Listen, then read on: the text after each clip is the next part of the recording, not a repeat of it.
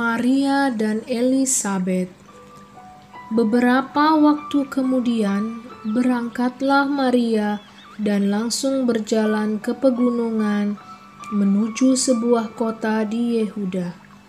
Di situ ia masuk ke rumah Zakaria dan memberi salam kepada Elisabet. Dan ketika Elisabet mendengar salam Maria, melonjaklah anak yang di dalam rahimnya, dan Elisabet pun penuh dengan Roh Kudus. Lalu berseru dengan suara nyaring, "Diberkatilah engkau di antara semua perempuan, dan diberkatilah buah rahimmu. Siapakah aku ini sampai ibu Tuhanku datang mengunjungi aku? Sebab sesungguhnya ketika salammu sampai kepada telingaku, anak yang di dalam rahimku melonjak kegirangan.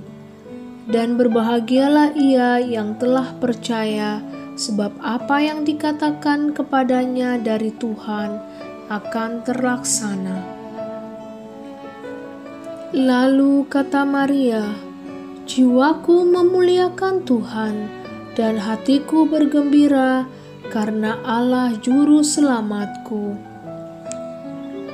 Sebab Ia telah memperhatikan kerendahan hamba-Nya. Sesungguhnya mulai dari sekarang segala keturunan akan menyebut aku berbahagia, karena Yang Maha Kuasa telah melakukan perbuatan-perbuatan besar kepadaku, dan namanya adalah kudus.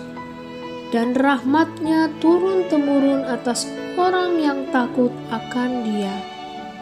Ia memperlihatkan kuasa-Nya dengan perbuatan tangan-Nya, dan mencerai-beraikan orang-orang yang congkak hatinya.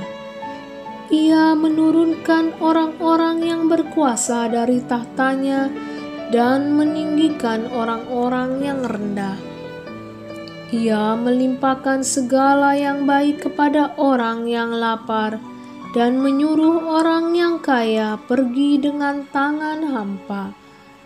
Ia menolong Israel hamba-Nya, karena Ia mengingat rahmat-Nya, seperti yang dijanjikannya kepada nenek moyang kita, kepada Abraham dan keturunannya, untuk selama-lamanya."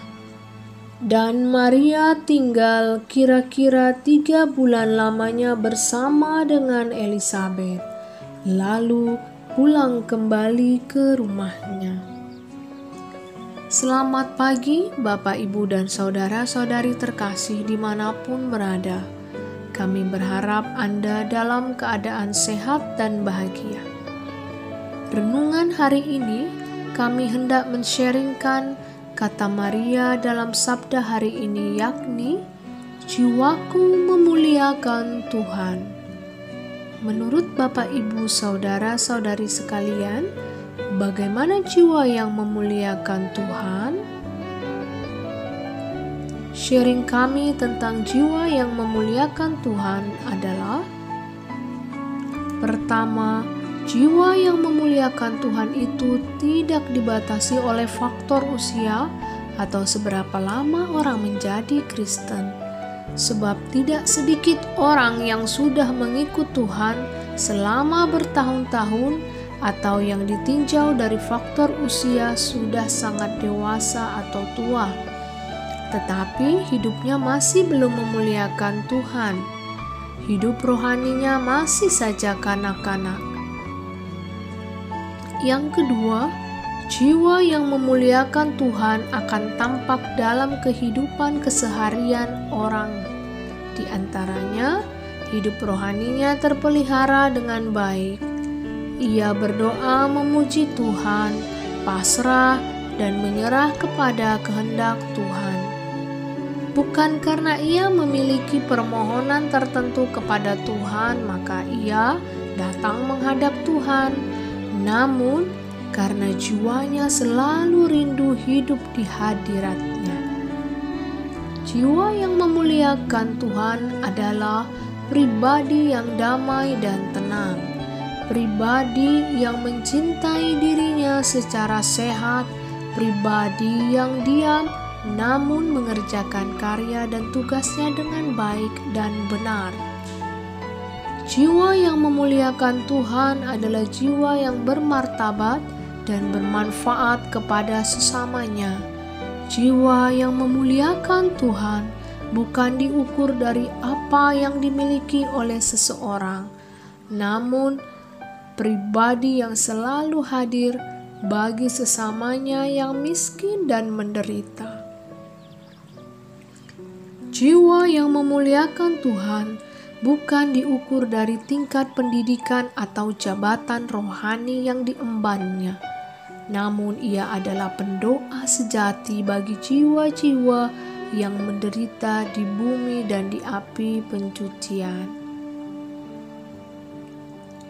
Sungguhkah jiwaku memuliakan Tuhan? Pertanyaan refleksi untuk kita semua. Ya Tuhan yang berbelas kasih, ampuni kami karena terkadang jiwa kami tidak memuliakan Engkau. Semoga teladan Bunda Maria memampukan kami memiliki jiwa yang memuliakan nama-Mu kini dan sepanjang masa. Amin.